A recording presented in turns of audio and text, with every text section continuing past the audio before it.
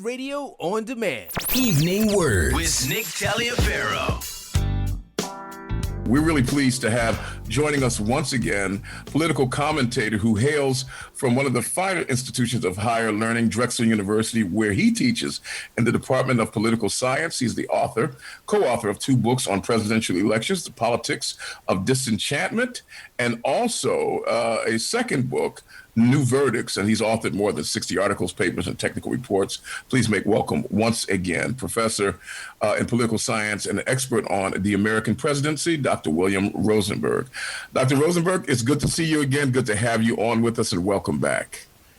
It's good to be here, and it's interesting times for political scientists most of the time, but around elections and around impeachments, it's particularly a very exciting time to be monitoring what's going on. 2 impeachments, the second impeachment now, and we're in a situation that has taken us completely through the looking glass, Professor, and that is we have a former president who was impeached as a president, and now the trial comes after he's a former president now. Is this unprecedented? Well, we have to understand a couple of things. First of all, Donald Trump is the first president to ever be impeached twice. Wow. So for those of you that are not as familiar with the political system, it's kind of like the impeachment is like getting charged with a crime. And then the trial is where a decision is made by either a judge or a jury about whether or not you're guilty of the crime. So what happens is he's been charged twice. In the first trial, though, he was not convicted and he got to stay on. The second trial, which is what we're facing right now, has a very strange path to it. And the strange path is that it largely revolves around an incident that took place on January 6th, where he is considered to have incited a riot to go up and storm the Capitol. When he was, by what many people say, was continuing the big lie that he won the election and he won it big, and America is losing basically him as president in a wrongful election. Now, what's happened is that some people argue it didn't just start on January 6th. He had been saying this kind of stuff earlier. Right, since November the 4th. Well, possibly even since 2016, when he was arguing that elections are rigged, and if he doesn't win, it's a rigged election. So the point, though, that I really want to make here, though, is that the nuance of what happened over the last 6 weeks is when the House got incensed and they decided that they had to bring impeachment, which wasn't an automatic activity. There was quite a bit of discussion among the House, particularly House Democrats who had control over this, that they finally impeached him. And then a deal was struck because Mitch McConnell, the Senate Majority Leader, says, wait.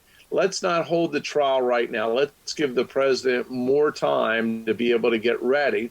Let's have the trial after Trump leaves office and Biden is in the White House. Now, the interesting thing is, and the disingenuous notion about all this is that Mitch McConnell says, well, we can't try him now because he's not president anymore. Well, Mitch McConnell negotiated that arrangement that there wouldn't be a trial while he was still president because they wanted to give him more time. The trial could have started while he was still president, but the Republicans didn't want it to happen. He's a slippery man, isn't he? Well, it's the whole issue about whether or not he's a former president or not, and whether he can be tried or not, is something that ultimately got resolved today.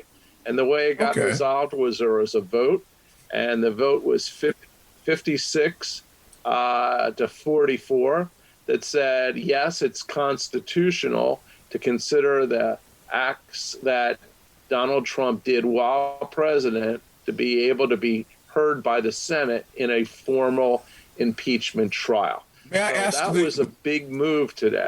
May I ask the 6 Republican senators who crossed the aisle to vote with the Democrats? Well, I don't know that I'm going to be able to name them all, but I can name the fact the significant that ones. Pennsylvania's own, Pat Toomey. Toomey, the Pennsylvania United States Senator, he voted that the trial could go on. Okay. Romney from Utah voted that the trial could go on. Susan Collins voted that the trial could go on. Susan Collins and then from there was Maine. a senator from Yes, and then there was a Louisiana senator, not Kennedy, the other one, who switched in an earlier vote said no, now is saying yes, the trial can go along. There's also Lisa Murkowski from Alaska who said that the trial could go on. And so I think Cheney. I got 5 out of the 6. Is the other one Cheney? Is not in the She's Senate. in the House. That's right. Okay. No, I don't believe that's the case. Okay. Yes, she's in the Wow. House of Well, you Representatives. look. I mean, you get a gold star for just those names. Net one in favor of moving the president off. Okay. Well. So it ends up that this was a major success in terms of moving the electoral process on. You have to remember that people like Rand Paul were making the argument that you can't try a former president. And many of the members of the Republican Party wanted to use that as an argument that says we don't have to decide if he did anything wrong or not. We're just going to say that there shouldn't be a trial because he's not president anymore. So now that obstacle has been taken away. But we still have to see whether or not the Senate will be able to attract 17 Republicans to vote to convict Donald Trump. Now it appears that they have 6. And the question really ultimately boils down to one of fear, okay? And the fear is that a lot of Republican senators are afraid that if they vote to convict Donald Trump, they're going to face right-leaning candidates who are going to try and primary them. In other words, run against them in the primary election with the support of Donald Trump, and they're terrified of that. So what happens is even though they may feel that he did something wrong, they may not want to go on the record because they're concerned about their political, personal future. So this is kind of a nuance that's going on where it's not just whether or not he did something wrong, but how it will impact those United States senators. And I'll say one more thing, and then we'll go on to your next question. Okay. You know, it's kind of ironic, though, that we have 2 United States senators who are sitting as part of the jury in this trial when they're intimately involved in a lot of what this trial is about. Incitement and promoting this notion of the big lie about the fact that that Donald Trump lost. And those 2 people are Ted Cruz and Senator Hawley from Kansas. It's almost like there were 2 guys involved in a bank robbery, and they get to decide whether or not other people on the bank robbery team should get convicted or not. It really makes little sense. But they have not recused themselves from making a determination. And I don't think the rest of the Senate wants to force the issue.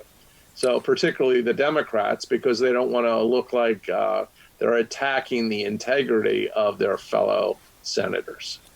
What has been the nature of the testimonies given thus far? A friend called and a friend shared with me that Jamie Raskin gave a truly moving narrative about what occurred on that day that led to them having to suspend the hearings for a moment, that it was that penetrating, and so that others have said some things as well.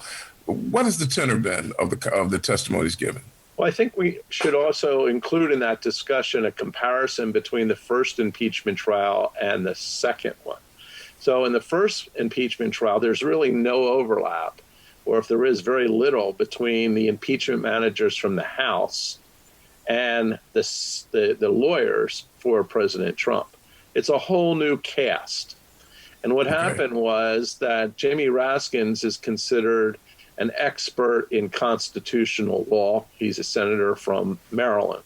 And the issue really here is that by all accounts, the House managers, who are basically the prosecutors in this case, got scores of A in terms of being well prepared and handling the situation. They also made a critical decision to use a lot of video in their presentation. And we have to realize that a lot of what's going on here is not just the potential conviction of Donald Trump, but basically the exposure to what Donald Trump did and what some of his fellow Republicans who have continued to defend him are sort of promoting. So what happens is, on the Democratic side, they had a very orderly, professional situation. If we look on the Trump side of the ledger, the two lawyers that are defending President Trump are last-minute stand-ins. And they're last-minute stand-ins because Donald Trump's original team and the former president could not agree about what the defense was. President Trump wanted it to be about the fact that the election was stolen from him and have that as the focus. And it ends up that because this was so adversarial between his lawyers and the former president, that either they were fired or they quit. I've heard conflicting rumors about this. The two new lawyers, are really not very well versed in what they're being asked to defend Trump on. One of them is Pennsylvania or Montgomery County's own Bruce Castor, who who has no constitutional experience, has not argued court cases at the Supreme Court. And this is not really his bailiwick. He is a Trump supporter, a loyal Trump supporter, and he's standing in. And today he was trying to make the freedom of speech argument, which by all accounts he did very poorly. He seemed to be meandering around in terms of getting to his points. The second lawyer, his name is shown, he was a former civil rights lawyer who has done a lot of civil rights cases. And again, he's not a constitutional lawyer in the sense of dealing with the types of questions that are coming up here. Many people wonder why they didn't have what might be called old hands, old Washington hands, that are familiar with these types of issues. And I think the reason was that basically most lawyers of that ilk didn't want to become associated with the president.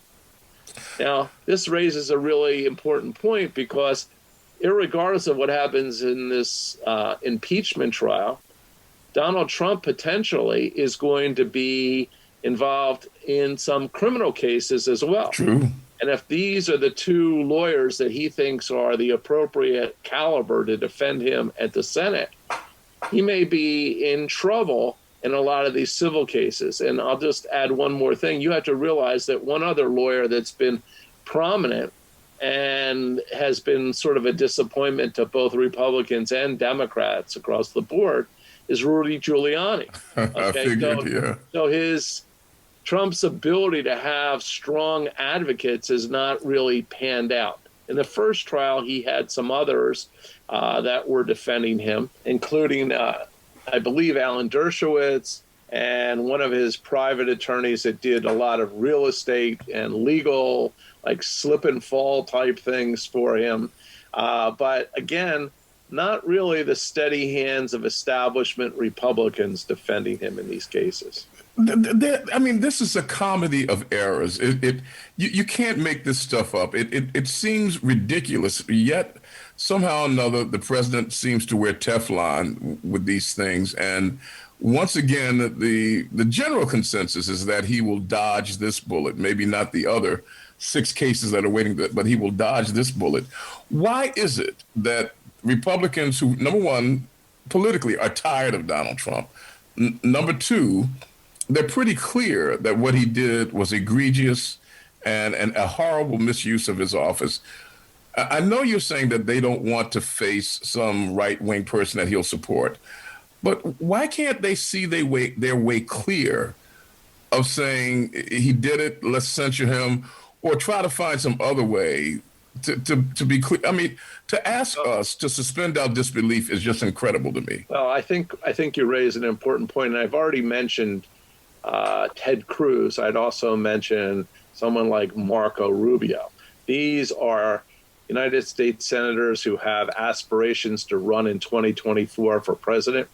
It's in their best interest to not have Trump beat this case, where he eventually might be barred from future political service or offices of trust with the public.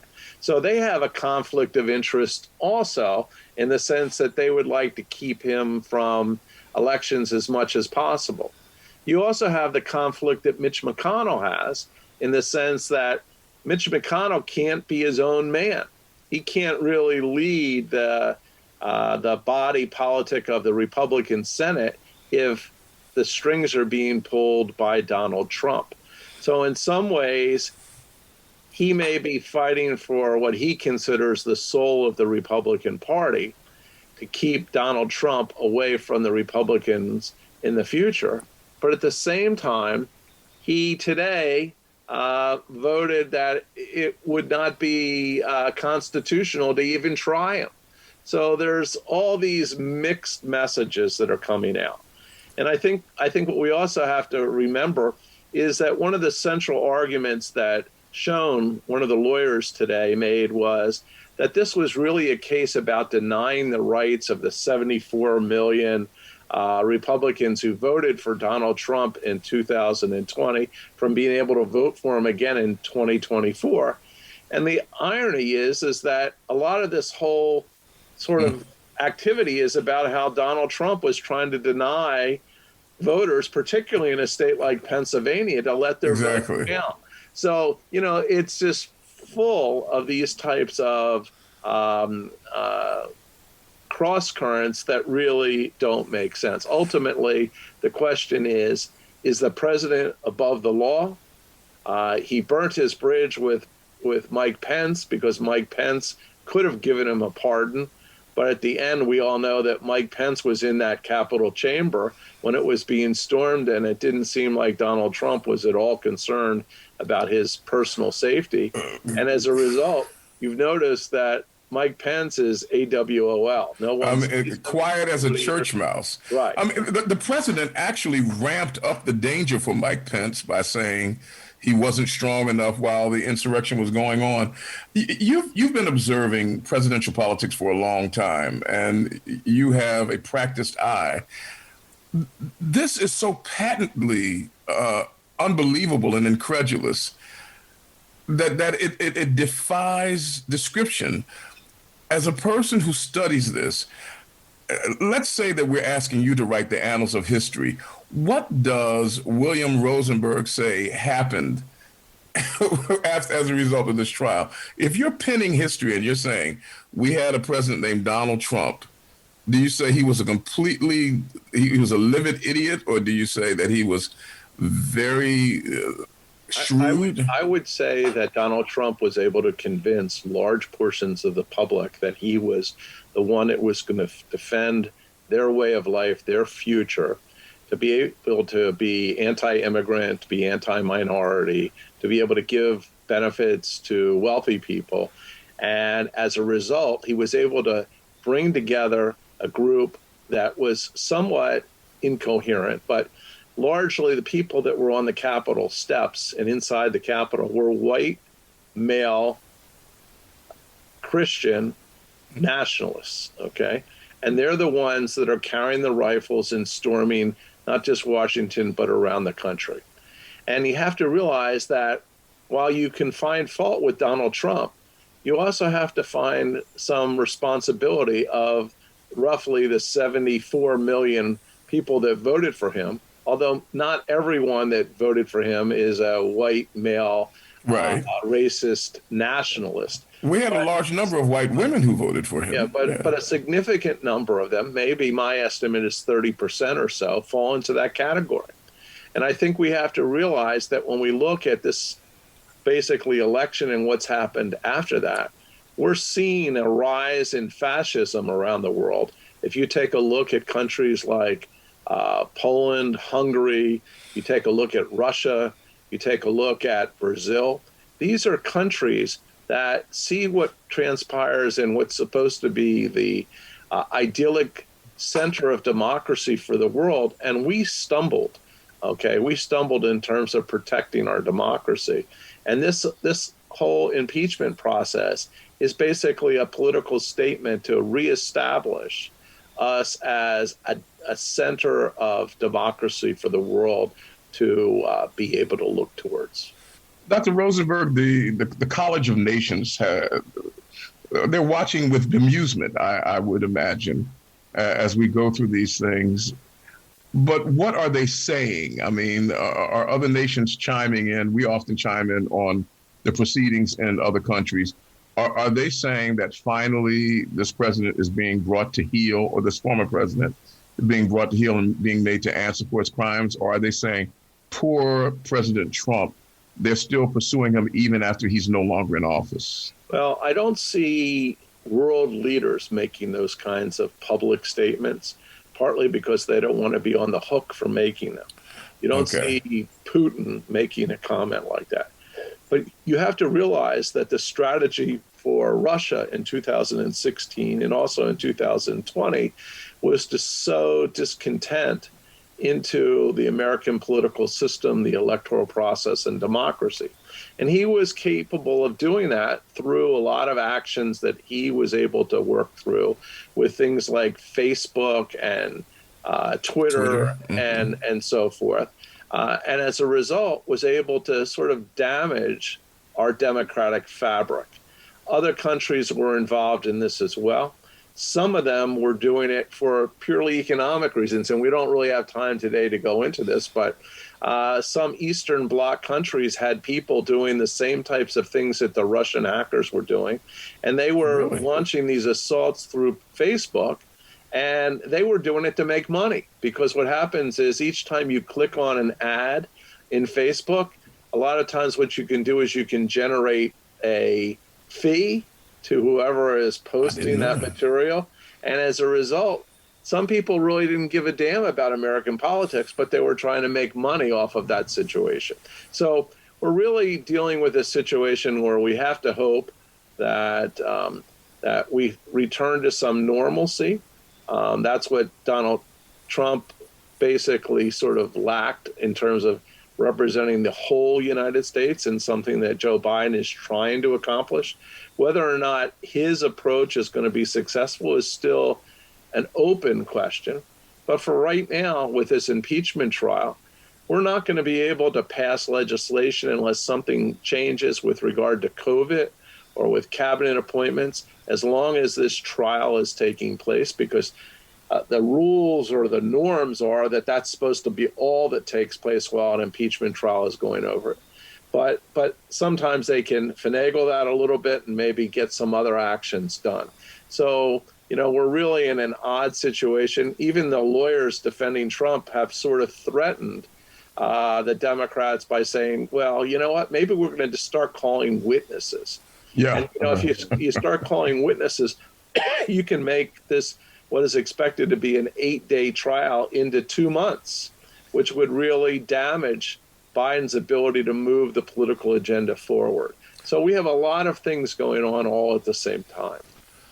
Dr. Rosenberg, two final questions, and you've broached one already, and that is, what is the anatomy going forward? How long will this trial take, and what will the process be going forward? And then the last question is slightly off the beaten path, and that is, Richard Shelby of Alabama has stated that he's not going to run again. We have several Republican senators who are not running again. Are we going to see a reversal of the Southern strategy of old, where instead of Southerners becoming Republicans, Southern states are they going to start skewing Democratic now when we see the loss of Richard Shelby in Alabama and some of the others? But first, what's going to happen with this trial?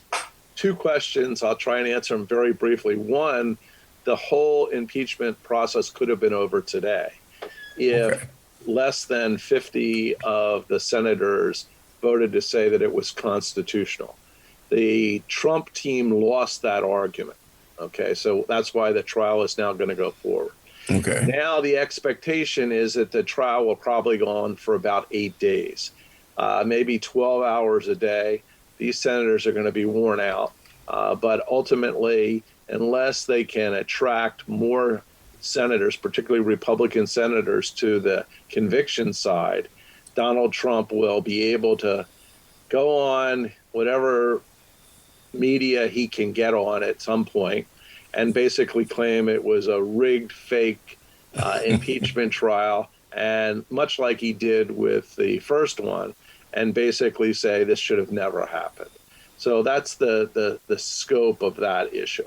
The second part is, would I envision a change in the South, the Southern strategy? We have to realize that the Southern strategy really came about in the 1970s when the Southern Democrats basically were overrun by Republicans in terms of national office holders.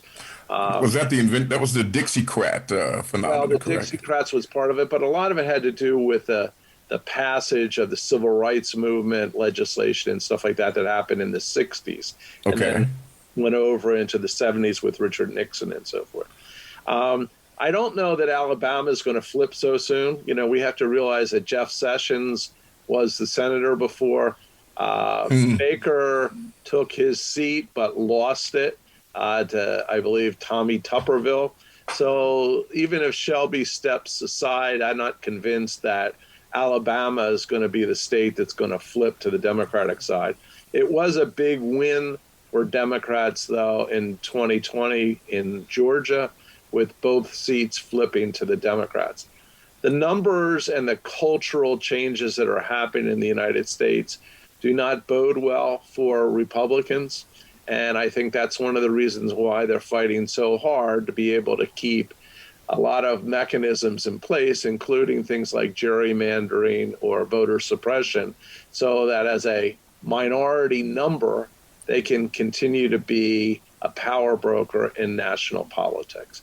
But we also have to realize that right now, 26 of the 50 state delegations for the House of Representatives are controlled by Republicans. So it's not just at the national level we have to think about this, but also at the state level as well. Ladies and gentlemen, we've been listening to Dr. William Rosenberg of the Political Science Department of Drexel University. Dr. Rosenberg has authored more than 60 articles and papers and technical reports, and is a specialist when it comes to the American presidency and local and regional politics. He's also co-authored 2 books, one of which is The Politics of Disenchantment, and the other one being New Verdicts. And we've been talking about the impeachment trial at the Senate. Dr. Rosenberg, first of all, you appear to be too relaxed for a man as busy as you are, but we thank you for spending time with us today. And we look forward to talking to you further as we consider politics. It was great speaking to you, and I hope your audience gain something from our conversation today. Always, sir. Always. Have a pleasant evening, and thank you so much for your time. Okay, bye-bye. You've been listening to WURD Radio On Demand. Listen live to WURD Radio, 96.1 FM and 900 AM WURD. Streaming live at WURDradio.com.